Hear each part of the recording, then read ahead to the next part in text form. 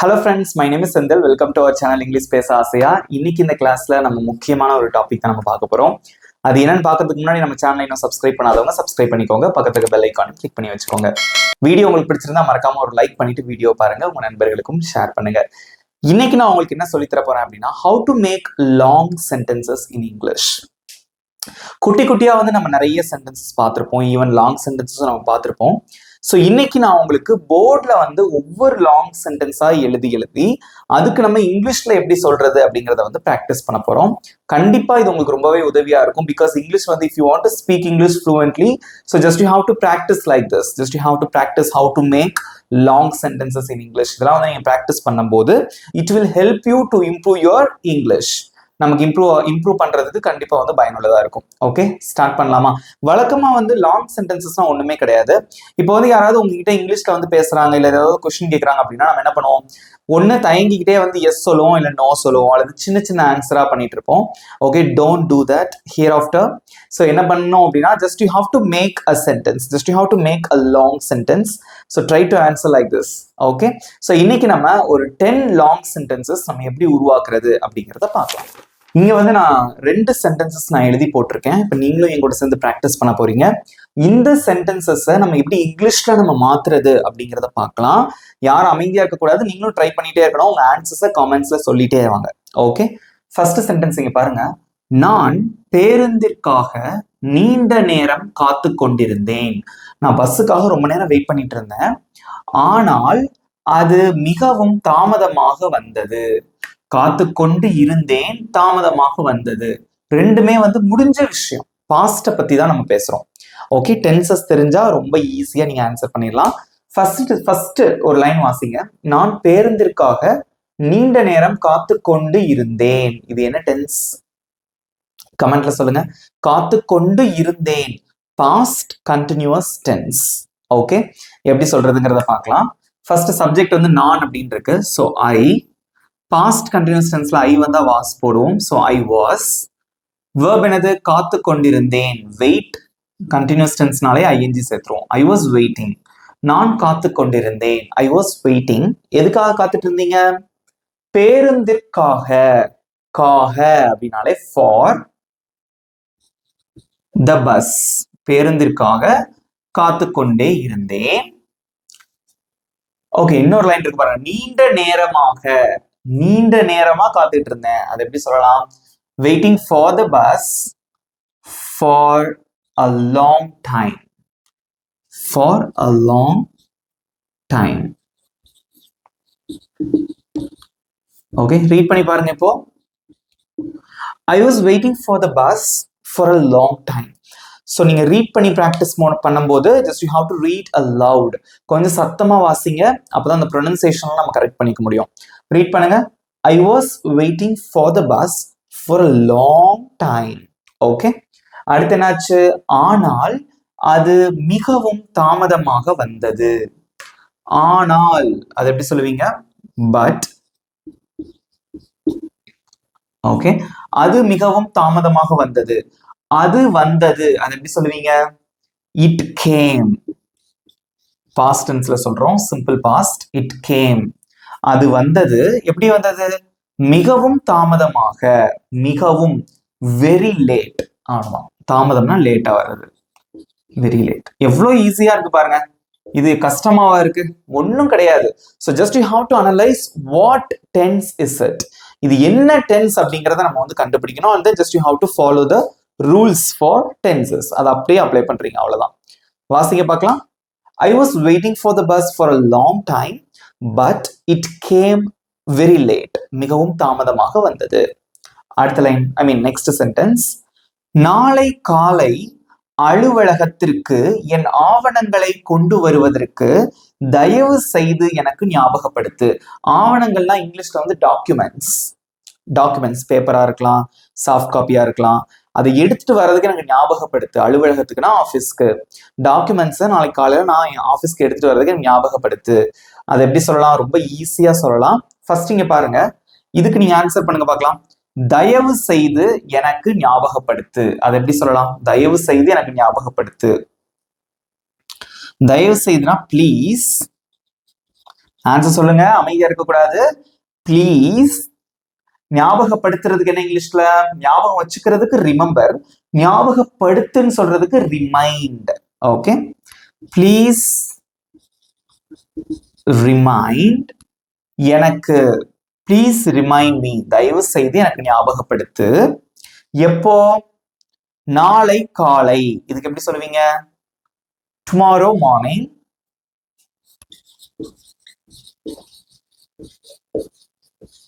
கொஞ்சம் அப்படி சின்ன சின்னதா ஒவ்வொரு லைனா ஆன்சர் பண்ணுங்க போதும். Please remind me tomorrow morning, நாளை காலையில எனக்கு ஞாபகப்படுத்து அலுவலகத்திற்கு என் ஆவணங்களை கொண்டு வருவதற்கு. அதை எப்படி சொல்லுவீங்க? அலுவலகத்திற்கு என் ஆவணங்களை கொண்டு வருவதற்கு. கொண்டு வருவதற்கு அதை எப்படி சொல்லுவீங்க? இக்குன்னு முடிஞ்சிருக்கு, ஸோ டூ போடுவோம். கொண்டு வர்றதுக்கு இங்கிலீஷ்ல வந்து பிரிங். டு பிரிங்னா கொண்டு வருவதற்கு. எதை? என் ஆவணங்களை, மை டாக்குமெண்ட்ஸ்.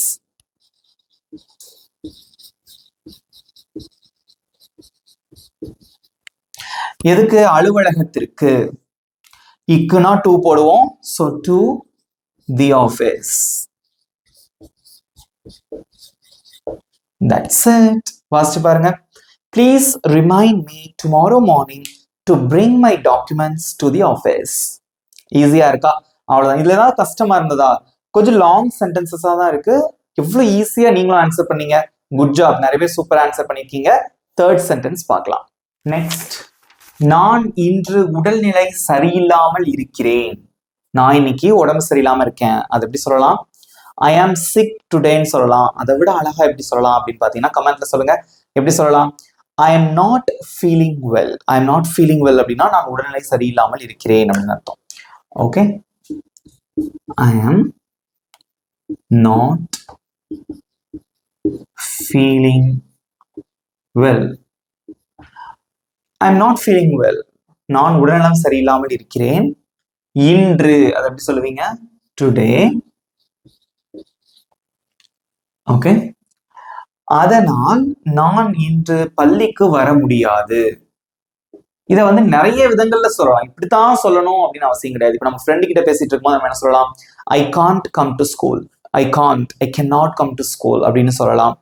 இன்னும் அழகா ப்ரொஃபஷனலா ரொம்ப வந்து பொலைட்டா சொல்லணும். எப்படி சொல்லலாம் அப்படின்னு பாத்தீங்கன்னா,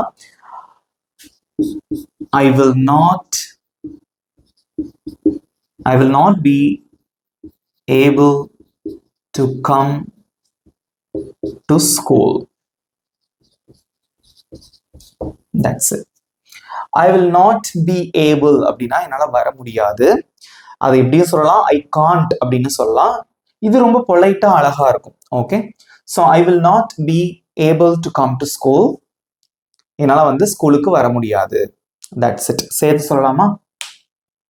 I'm not feeling well today, so I will not be able to come to school. அதனால வந்து என்னால இன்னைக்கு பள்ளிக்கு வர இயலாது. இது சொல்லும் போது அதுக்கேத்த மாதிரி எக்ஸ்பிரஷனோட நம்ம சொல்லணும். வாசிக்கிற மாதிரி இருக்கக்கூடாது. இது நீங்க எப்படி சொல்லக்கூடாது? I am not feeling well today, I will not be able to come to school. வாசிக்கிற மாதிரி இருக்கணும். அதை வந்து கரெக்டான எக்ஸ்பிரஷனோட, அந்த ஏற்ற இறக்கத்தோட, சென்டென்ஸ் ஸ்ட்ரெஸ்ஸோட சொல்லணும். இங்க பாருங்க, நீங்களே பின்னாடி சொல்லுங்க. I am not feeling well today, so I will not be able to come to school. அடுத்த சென்டென்ஸ், கனத்த மழை பெய்து கொண்டிருந்தாலும் கூட நாங்கள் சந்தைக்கு செல்ல முடிவெடுத்தோம். வெளியே பலமா மழை பெய்து கொண்டிருந்தாலும் கூட நாங்கள் சந்தைக்கு, மார்க்கெட்டுக்கு போக முடிவெடுத்தோம்.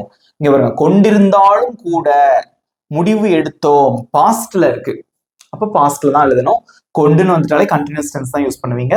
பாஸ்ட் கண்டினியூஸ் எழுதலாமா? இங்க பாருங்க, இருந்தாலும் கூட அதை எப்படி சொல்லலாம் அப்படின்னா, ஈவன் தோ. கனத்த மழை பெய்து கொண்டிருக்கு. மழை பெய்யறதுக்கு என்ன சொல்லுவோம்? மழை பெய்து கொண்டு இருந்தது. அதை எப்படி சொல்லுவீங்க? அதுக்கு நம்ம இட்டுங்கிற சப்ஜெக்ட் தான் யூஸ் பண்ணுவோம். இட் வாஸ் raining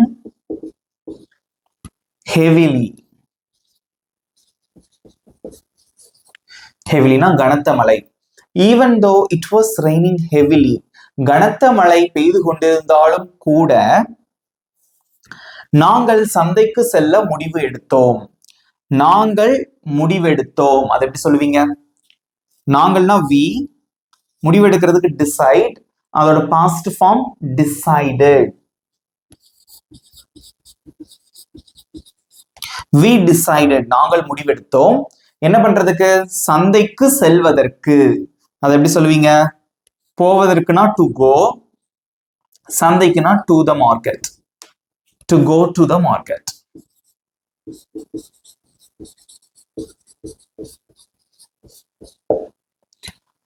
வாசிங்க. Even though it was raining heavily, we decided to go to the market. இதை வந்து இன்னும் அழுத்தம் திருத்தமா சொல்றதுக்கு என்ன பண்ணுவாங்கன்னா, அந்த வீக் அப்புறமா ஸ்டில் அப்படின்னு போடுவாங்க. ஸ்டில்னா வந்து அப்ப கூட அப்படின்னு அர்த்தம். ஓகே, வி ஸ்டில் டிசைடட், மழை பெஞ்சிட்டு இருக்கு இருந்தாலும் கூட அப்படிங்கிறதுக்கு ஈவன் தோ, அந்த சிச்சுவேஷன்லயும் ஸ்டில் இதை சேர்க்கலாம், சேர்க்காம கூட விட்டுறலாம், நம்ம சாய்ஸ் தான். இதுவே கரெக்ட். ஓகே, சேர்த்தா இன்னும் கொஞ்சம் எக்ஸ்பிரசிவா இருக்கும், அவ்வளவுதான். இங்க பாருங்க, even though it was raining heavily, we still decided to go to the market. We still decided. Okay, அது கூட கொஞ்சம் அதுக்கு வந்து எம்பசைஸ் பண்ணி சொல்லுது. இருந்தாலும் கூட நாங்க போறதுக்கு முடிவு எடுத்துட்டோம் அப்படின்னு சொல்லிட்டு. இட்ஸ் அப் டு யூ, உங்களோட சாய்ஸ் தான் அது. So if you want you can add still to the sentence, அப்படி இல்லைன்னா எடுத்துக்கலாம். ஓகே, நெக்ஸ்ட் சென்டென்ஸ் பார்க்கலாம். நெக்ஸ்ட் சென்டென்ஸ், நான் என்னுடைய எல்லா வேலையையும் முடித்த பிறகு நான் உன்னை மாலையில் அழைப்பேன்.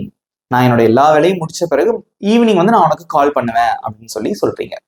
இது எப்படி இங்கிலீஷ்ல சொல்றதுங்கிறத பார்க்கலாம். ஃபர்ஸ்ட் இதுக்கு ஆன்சர் பண்ணுங்க பார்க்கலாம்.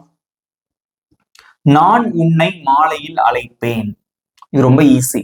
கால் பண்ணுவேன் இனிமே நடக்க போகிற விஷயம். ஸோ இது வந்து ஃபியூச்சர். எல்லாரும் ஆன்சர் பண்ணுங்க, ரொம்ப ஈஸி. நான் உனக்கு கால் பண்ணுவேன், அது எப்படி சொல்லுவீங்க? I will call you, right? So I will call you, நான் உன்னை அழைப்பேன், நான் உனக்கு கால் பண்ணுவேன். எப்போ? மாலையில். மாலையில் அப்படின்னா ஈவினிங், அது எப்படி சொல்லலாம்? In the evening.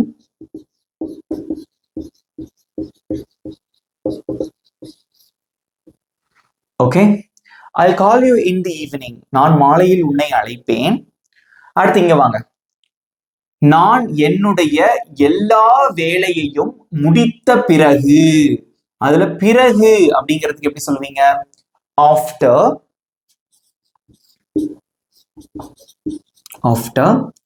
நான் முடித்த பிறகு. நான் முடித்த, நான்ங்கிறது இங்க சப்ஜெக்ட், அதுக்கப்புறம் verb வந்து முடிக்கிறது. அது எப்படி சொல்லலாம்? I finish. ஸோ இந்த இடத்துல நம்ம வந்து ப்ரெசென்ட் தான் யூஸ் பண்ணுவோம். ஸோ இதுக்கப்புறம் அப்படின்னு சொல்லும் போது இங்க வந்து நம்ம ப்ரெசென்ட் தான் யூஸ் பண்ணுவோம். கால் பண்ணுவேன், இதுக்கு தான் ஃபியூச்சர் யூஸ் பண்ணுவோம். Okay, so after I finish என்னுடைய எல்லா வேலை. அது எப்படி சொல்லலாம்? எல்லா அப்படின்னா ஆல், என்னுடைய வேலைனா மை ஒர்க். அவ்வளவுதான். ரீட் பண்ணி பாருங்க. I will call you in the evening after I finish all my work. எல்லா வேலையும் முடிச்சதுக்கு அப்புறம் நான் உனக்கு ஈவினிங் கால் பண்ணுவேன். இந்த இடத்துல வந்து கண்ட்ராக்ஷன் யூஸ் பண்ணி வாசிக்கலாம் நீங்க. ஐ வில், அதை வந்து சுருக்கமா நீங்க எப்படி சொல்லலாம் அப்படின்னு பாத்தீங்கன்னா I will. So this is the contraction of I will. So இப்படி ரீட் பண்ணலாம் அப்படின்னா I'll call you in the evening after I finish all my work. என்னோட எல்லா வேலையும் முடிச்சதுக்கு அப்புறம் நான் கால் பண்ணுவேன். நெக்ஸ்ட் சென்டென்ஸ், நான் நேற்று மிகவும் களைப்பாக இருந்தேன். நான் நேற்று ரொம்ப சோர்வா களைப்பாக இருந்தேன், ஏனெனில் நான் முழு நாளும் ஓய்வில்லாமல் வேலை செய்தேன். ரெண்டுமே வந்து பாஸ்ட், முடிஞ்ச விஷயம் தான். இங்க பாருங்க இருந்தேன் அப்படின்னு இருக்கு, அதே மாதிரி இங்க பாருங்க வேலை செய்தேன் அப்படின்னு இருக்கு. ஆன்சர் பண்ணலாமா? நான் சொல்ற லைனுக்கு ஆன்சர் பண்ணுங்க. நான் நேற்று மிகவும் களைப்பாக இருந்தேன், அதை எப்படி சொல்லுவீங்க? கமெண்ட்ல சொல்லுங்க பார்க்கலாம். எல்லாருமே ஆன்சர் பண்ணணும், அமைதியா இருக்கக்கூடாது. வீடியோ உங்களுக்கு பிடிச்சிருந்தா லைக் பண்ணிட்டு வீடியோ பாருங்க. நீங்க லைக் பண்றது மூலமா நிறைய பேருக்கு வந்து இது பயனுள்ளதா ஆகும், ஏன்னா நிறைய பேருக்கு ஷேர் ஆகும். ஓகே, இங்க பாருங்க, நான் நேற்று மிகவும் களைப்பாக இருந்தேன், அதை எப்படி சொல்லலாம்? நான் இருந்தேன் அப்படின்னா இங்க பி வெர்ப், ஐ வாஸ். நான் இருந்தேன் எப்படி? மிகவும் களைப்பாக, வெரி டயர்ட். எப்போ? நேத்து, எஸ்டர்டே. இப்படி ஒவ்வொரு வார்த்தையா நீங்க வாசிச்சு ஆன்சர் பண்ணிக்கலாம். ஏனெனில் நான் முழு நாளும் ஓய்வில்லாமல் வேலை செய்தேன். ஏனெனில் அப்படின்னா பிகாஸ். நான் வேலை செய்தேன், அதை எப்படி சொல்லலாம்? I worked. Past form use பண்ணிருக்கோம் பாத்தீங்களா? வேலை செய்தேன், ஐ ஒர்க்ட். முழு நாளும், the whole day. the whole day னா முழு நாளும். ஓய்வு இல்லாமல், ரெஸ்டே இல்லாம, அதை எப்படி சொல்லுவீங்க? without rest. எல்லாத்துக்கும் தெரிஞ்ச வார்த்தைகளை வச்சுதான் நம்ம சென்டென்ஸ் வந்து உருவாக்குறோம். எவ்வளவு ஈஸியா இருக்கு பாத்தீங்களா? இது ஒரு பெரிய சென்டென்ஸ் தான், ஈஸியா உருவாக்கியாச்சா? சேர்த்து சொல்லுங்க பார்க்கலாம். I was very tired yesterday because I worked the whole day without rest. ஓய்வே இல்லாம நான் வேலை பார்த்தேன். நெக்ஸ்ட் சென்டென்ஸ் பார்க்கலாம். நெக்ஸ்ட் சென்டென்ஸ் கடைசியா உங்களுக்கு டெஸ்டும் இருக்கு. ஓகே, ஸோ நான் சொல்லி கொடுத்த அந்த 10 சென்டென்சஸ்ல இருந்து கொடுப்பேன்.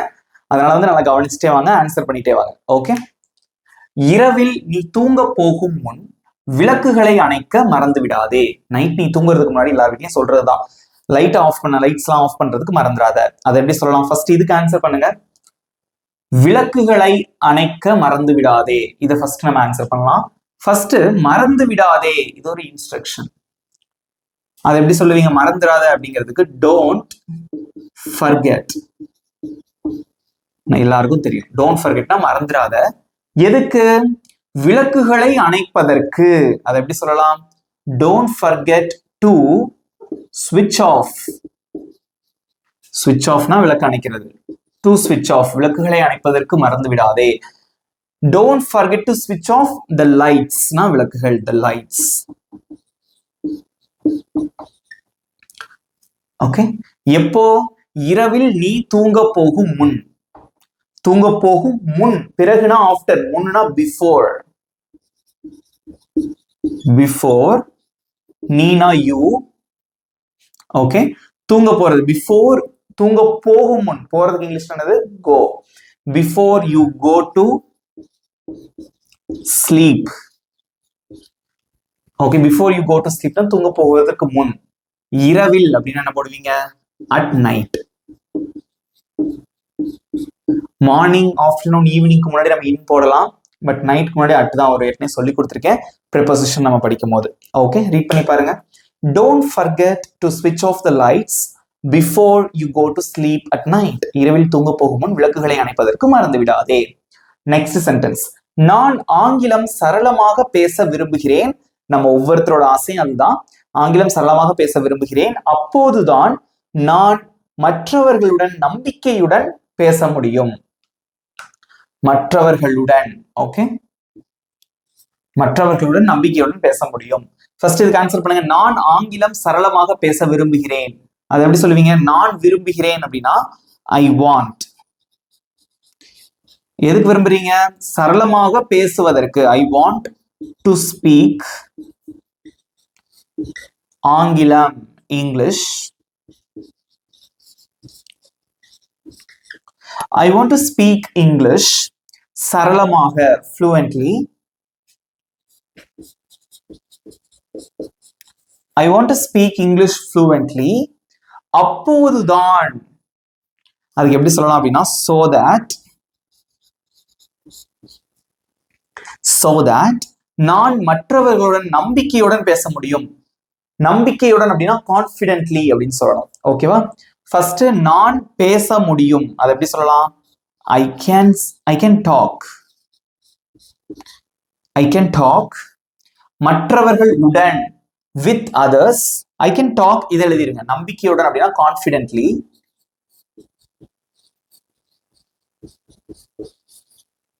மற்றவர்களுடன், with others.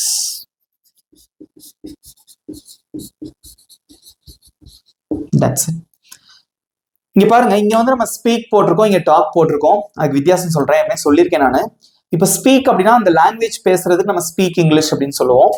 ஸோ டாக் நம்ம எங்க யூஸ் பண்ணுவோம் அப்படின்னா மற்றவர்கள் உடன், இன்னொருத்தர் வரும்போது தான் நம்ம இங்க டாக் போடுவோம். வேர்ப் வாசிங்க பார்க்கலாம். I want to speak English ஃப்ளூவென்ட்லி so that I can talk confidently with others. நம்பிக்கையோட, தன்னம்பிக்கையோட என்னால வந்து பேச முடியும். அவ்வளவுதான். ஈஸியா இருக்கா? கடைசியா ஒரு 2 சென்டென்சஸ் இருக்கு, அதையும் பார்த்து முடிச்சிடலாம். Next sentence. நாளை மாலை நீ ஃப்ரீயாக இருந்தால் தயவு செய்து எனக்கு தெரியப்படுத்து. நாளைக்கு ஈவினிங் நீ ஃப்ரீயா இருந்தா எனக்கு தெரியப்படுத்து. அதை எப்படி சொல்லலாம்? ஃபர்ஸ்ட் இதுக்கு ஆன்சர் பண்ணுங்க.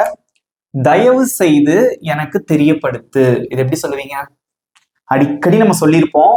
எப்படின்னா தயவு செய்துனா எல்லாருக்கும் தெரியும். ப்ளீஸ் எனக்கு தெரியப்படுத்து. இதெல்லாம் அடிக்கடி பயன்படுத்தக்கூடிய ஒரு குட்டி சென்டென்ஸ், ஒரு ஃப்ரேஸ்ன்னு கூட சொல்லலாம். Please let me know. Please let me know. இதை லெட் மீன்னு சொல்லாம லெமி அப்படின்னு சொல்லுவாங்க. Please let me know. நிறைய மூவிஸ் பார்த்துருந்தீங்கன்னா தெரியும். Please let me know. Okay, எதுக்கு தெரியப்படுத்தணும்? நாளை மாலை நீ ஃப்ரீயாக இருந்தால், அது எப்படி சொல்லலாம் அப்படின்னா, இருந்தால், if you are free. If you are free அப்படின்னா ஃப்ரீயாக இருந்தால் அப்படின்னு அர்த்தம். இஃப் வந்து அதுக்கு தான் யூஸ் பண்ணுவோம். அது வந்து ஒரு கண்டிஷனுக்காக. Okay, if you are free, right? Please let me know if you are free. எப்போ? நாளை மாலை, டுமாரோ ஈவினிங். அவ்வளவுதான். Please let me know if you are free tomorrow evening. இங்க பாருங்க, இதை மாத்தி நீங்க சொல்லலாம். முதல் இந்த லைனை சொல்லிட்டு அடுத்து கூட இதை சொல்லலாம், தப்பே கிடையாது. சொல்லி பார்க்கலாமா? If you are free tomorrow evening please let me know. எல்லாமே ஒண்ணுதான், பட் இப்படி சொன்னா ஒரு கோரஸா கொஞ்சம் அழகா இருக்கிற மாதிரி எனக்கு ஒரு ஃபீல் ஆகுது, அதனால உங்களுக்கு சொல்றேன். ஓகே, ரீட் பண்ணுங்க பார்க்கலாம். Please let me know if you are free tomorrow evening. மாத்தி சொன்னாலும் தப்பு கிடையாது. நெக்ஸ்ட், நான் என்னுடைய வீட்டு பாடத்தை விரைவாக முடிப்பதற்கு முயற்சி செய்து கொண்டு இருக்கிறேன், அப்போதுதான் நான் டிவி பார்க்க முடியும். நம்ம வீட்டுல வழக்கமா எல்லா குழந்தைகளும் பண்றதான், வேகமா முடிச்சுட்டு டிவி பார்க்கணும்னு நினைப்பாங்க. அதுதான் இது. இங்க பாருங்க, ஃபர்ஸ்ட் முயற்சி செய்து கொண்டு இருக்கிறேன், பிரசன்ட் கண்டினியூஸ் டென்ஸ். நான் முயற்சி செய்து கொண்டிருக்கிறேன், அதை எப்படி சொல்லலாம்? ஐ ஆம் ட்ரையிங். ஐ ஆம் ட்ரையிங். எதுக்கு முயற்சி செஞ்சுட்டு இருக்கேன்? முடிப்பதற்கு. வீட்டு பாடத்தை என்னுடைய வீட்டு பாடத்தை விரைவாக முடிப்பதற்கு. அதை எப்படி சொல்லலாம்னா, முடிப்பதற்கு அப்படின்னா டு கம்ப்ளீட். இக்குன்னு வந்திருக்கு, சோ டு போட்டிருக்கோம், டு கம்ப்ளீட். என்னுடைய வீட்டு பாடத்தை, டு கம்ப்ளீட் மை ஹோம்ஒர்க். விரைவாக, குயிக்லி. Okay, quickly.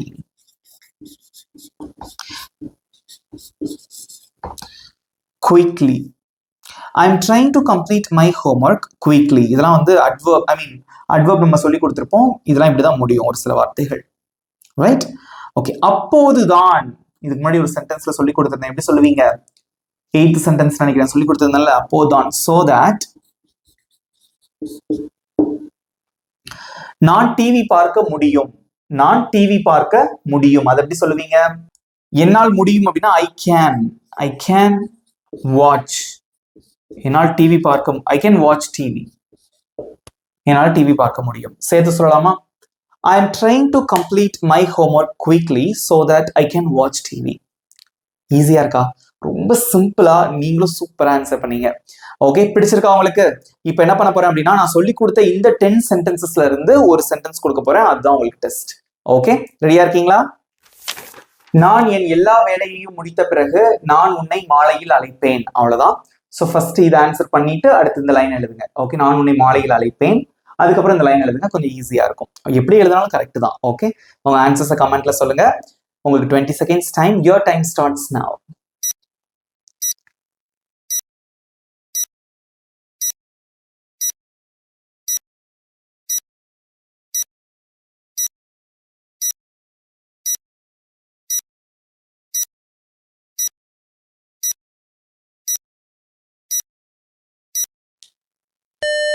டைம்ஸ் அப். வெரி குட், சூப்பர் ஆன்சர் பண்ணிருக்கீங்க எல்லாருமே. Good job. இப்போ ஆன்சர் சொல்றேன், செக் பண்ணிக்கோங்க. ஃபர்ஸ்ட், நான் உன்னை மாலையில் அழைப்பேன், அதை எப்படி சொல்லலாம் அப்படின்னா, I will call you in the evening. I'll call you in the evening. நான் என் எல்லா வேலையும் முடித்த பிறகு, பிறகுனா after. I finish. After I finish எல்லா வேலைகளும், என்னுடைய எல்லா வேலைகளையும். After I finish all my work. அவ்வளவுதான். ரீட் பண்ணி பாருங்க. I'll call you in the evening after I finish all my work. அவ்வளவுதான். ஈஸியா இருக்கா? இப்போ உங்களுக்கான ஹோம்ஒர்க். ஒரு சிம்பிளான ஒரு ஹோம்ஒர்க், எல்லாரும் அடிக்கடி சொல்லக்கூடிய ஒரு சென்டென்ஸ் தான் இது. நான் ஆங்கிலம் சரளமாக பேச விரும்புகிறேன், அப்போதுதான். இதுக்கு நான் என்ன சொல்லி கொடுத்தேன், என்ன வார்த்தை வரும் ஞாபகம் வச்சுக்கோங்க. அப்போதுதான் நான் மற்றவர்களுடன் நம்பிக்கையோடு பேச முடியும். நம்பிக்கையோட கான்ஃபிடென்ட்லின்னு சொல்லணுங்க. ஓகே, இதுக்கு எப்படி சொல்லுவீங்க இங்கிலீஷ்ல? தெரியாட்ட கூட திரும்ப பார்த்துட்டு ப்ரிப்பேர் பண்ணிட்டு கரெக்டான ஆன்சர் வந்து கமெண்ட்ல சொல்லுங்க. ஓகே, இந்த வீடியோ உங்களுக்கு பிடிச்சிருந்தது, இந்த கிளாஸ் உங்களுக்கு பிடிச்சிருந்ததுன்னா மறக்காம ஒரு லைக் பண்ணிக்கோங்க. உங்க ஃப்ரெண்ட்ஸுக்கும் ஷேர் பண்ணுங்க. இங்கிலீஷ் பேசணும் நிறைய பேர் ஆவலோட இருப்பாங்க, அந்த நண்பர்களுக்கும் ஷேர் பண்ணுங்க. அவங்களுக்கு ரொம்பவே யூஸ்ஃபுல்லா இருக்கும். இந்த மாதிரி வீடியோஸ் நம்ம அடிக்கடி நம்ம இன்னும் சேனல்ல போடலாம். ஸோ இது வந்து கண்டிப்பா உங்களுக்கு யூஸ்ஃபுல்லா இருக்கும். இங்கிலீஷ் சரளமா பேசுறதுக்கு நிச்சயமாவே பயனுள்ளதா இருக்கும். நல்லா ப்ராக்டிஸ் பண்ணுங்க. You can speak English. Okay, உங்களால இங்கிலீஷ் வந்து கண்டிப்பா சரளமா பேச முடியும். ஓகேவா? ரைட். நம்ம சேனல் இன்னும் சப்ஸ்கிரைப் பண்ணாதவங்க சப்ஸ்கிரைப் பண்ணிக்கோங்க. பக்கத்துல இருக்க பெல் ஐகானை கிளிக் பண்ணி வச்சுக்கோங்க. இதே மாதிரி ஒரு சூப்பரான டாபிக்கோட நெக்ஸ்ட் வீடியோ நான் உங்களை மீட் பண்றேன். Thank you friends. பை.